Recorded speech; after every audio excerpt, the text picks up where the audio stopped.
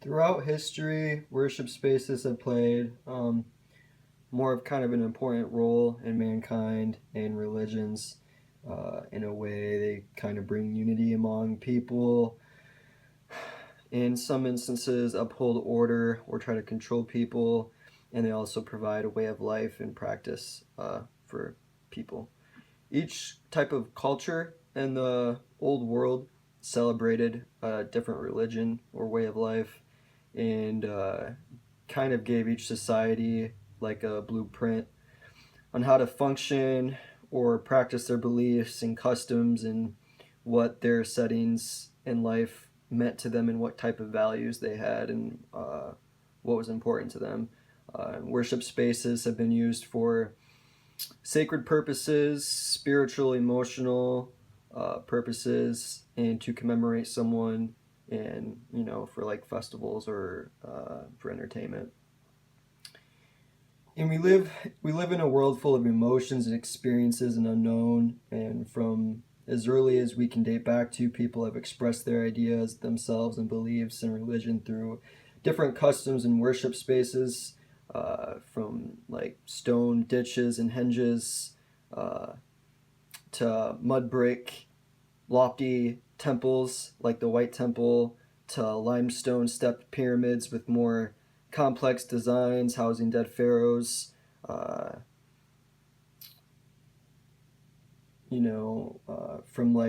from from stone circles to temples to pyramids to big mighty cathedrals and churches. There's been a lot of change in the evolution through worship spaces. First one would be Stonehenge, or where I think one of the first type of sacred spaces, whether it was used for worship or not, was constructed in Salisbury Plain, Wiltshire, England. One of the earliest examples of monumental stone architecture in Neolithic Europe. Probably served as an astronomical observatory or solar calendar. Could have served as an early burial site from all the animal bones and human remains they found. The stone stood as tall as 24 feet and weighed up to 50 tons, consists of outer rings and lintels surrounded by a circular ditch. To me, it really shows the early intellectual powers of humans and their ability to combine such strength and force to create such a crazy megalithic stone structure. I mean, either humans had the ability and power and formation to come together and construct something like that, or there's some crazy unknown reason behind it or something. Because even today, it's still kind of crazy how back then humans supposedly constructed something like that. And the next type of worship space that starts to change was from the Stonehenge to something like the White Temple in Uruk, Iraq, or modern Warka, whatever. It's mainly consists of mud brick superstructure, temple probably dedicated to their sky god Anu. Sumerians referred to their temples as waiting rooms for believing the deity would descend down from the sky to appear before the priests and the main officials in the temple.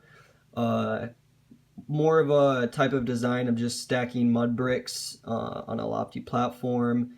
And to me, it shows the power and intelligence of humans evolving and learning to use new materials around them and to follow more of a different design to create their worship space. Imhotep, Step Pyramid of Djoser, Egypt, Third Dynasty. Imhotep was master builder for King Djoser and served as his seal bearer and as high priest of the sun god Re. It's an enclosed funerary temple where priests perform daily rituals in celebration of the divine king. Started out as a mastaba before it was enlarged twice its size.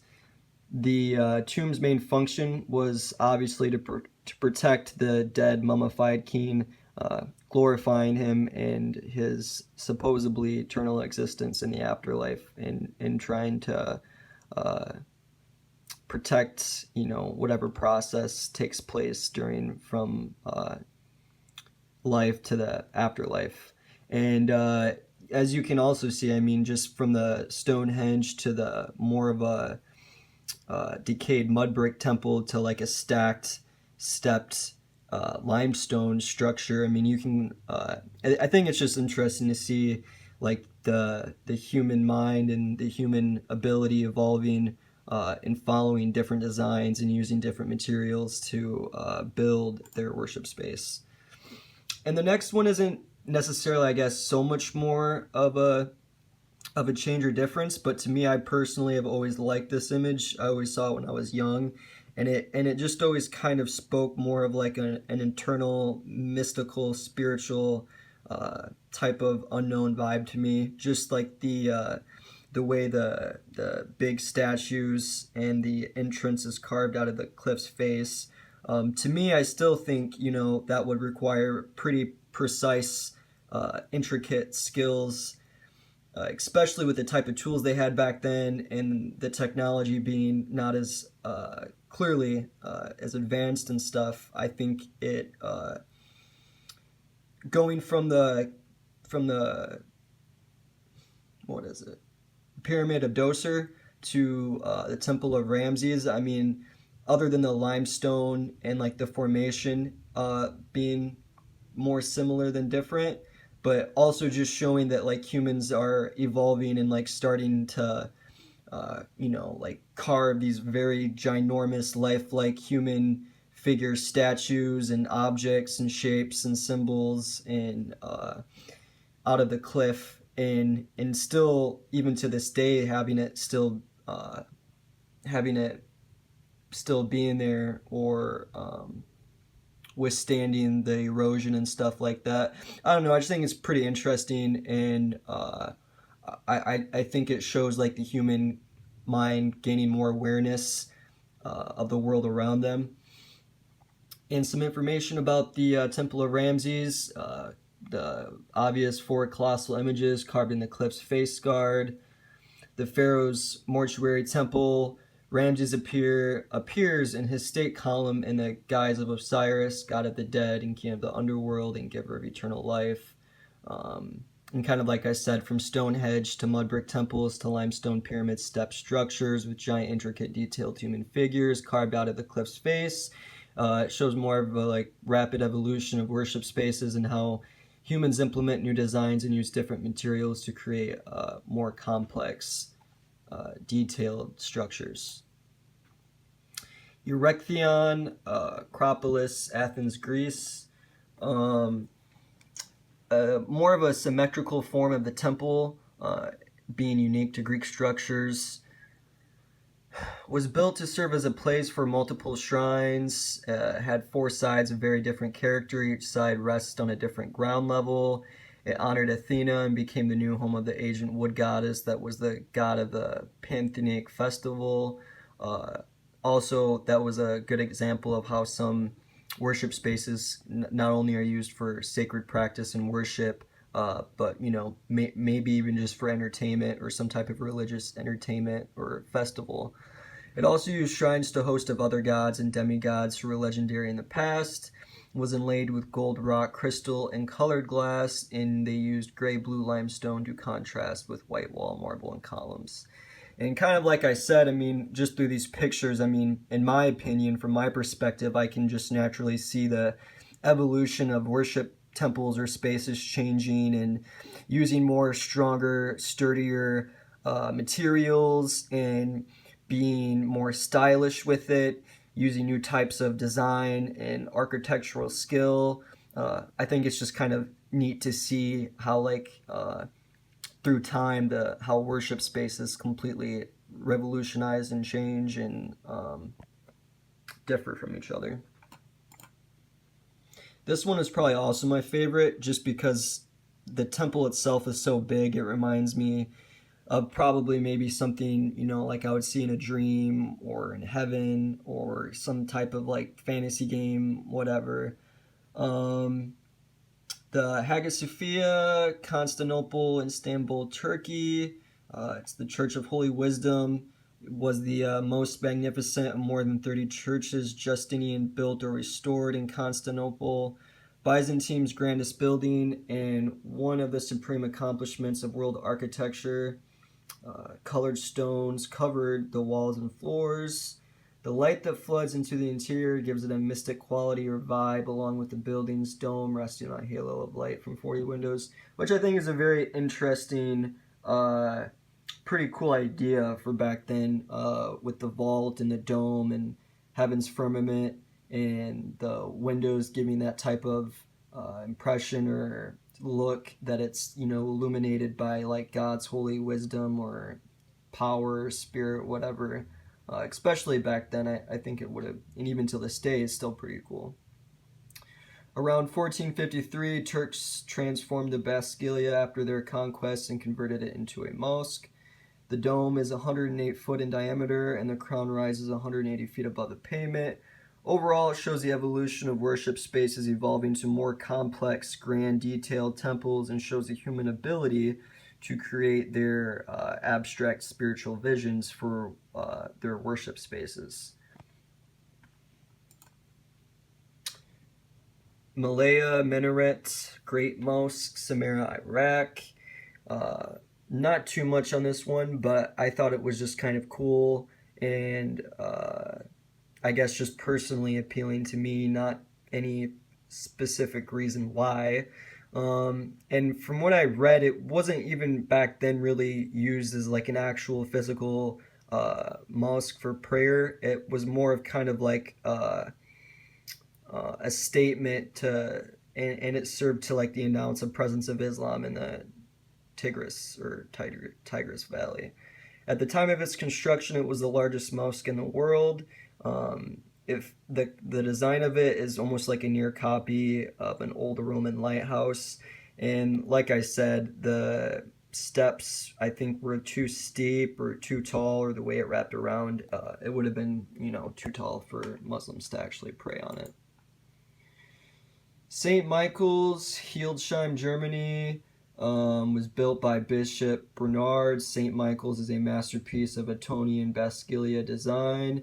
The church has 2 apses and 2 transepts. Multiple towers give it a distinctive profile. It also shows the evolution of worship spaces, and as time goes on, people are able to obtain and use new materials, follow more complex, elaborate modern designs to show off their dominance and triumph of their worship space and religion.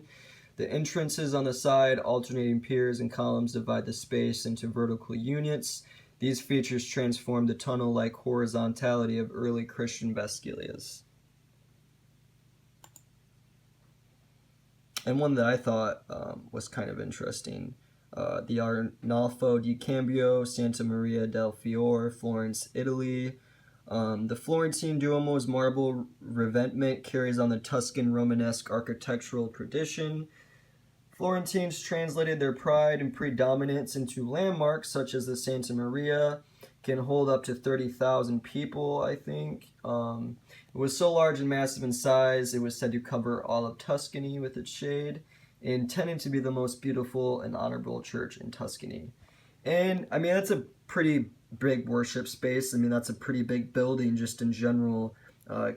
Even though we're going more into modern times, 1296, it still shows the evolution of the human awareness and conscience and the design they follow, the materials they use, the designs getting more detailed and intricate in certain parts. Overall, I think it was a good example of getting closer to that modern age and how the difference is so big from past worship spaces to the more modern we get. And the last one was the Martin Luther Church in Hainburg, Austria, built in 2011. Most of the building was constructed and assembled off-site using shipbuilding technology, meaning that construction took less than about a year. Could easily be mistaken for some type of, stylish concert hall or art gallery from the outside, which when I first thought it was, I thought it was more of a stylish art statement than an actual even a worship space, but I guess it's just a really modern, futuristic design. And due to its shape with 3 skylights in the roof, was designed as a self-supporting steel construction with a stucco ceiling. Part of it was assembled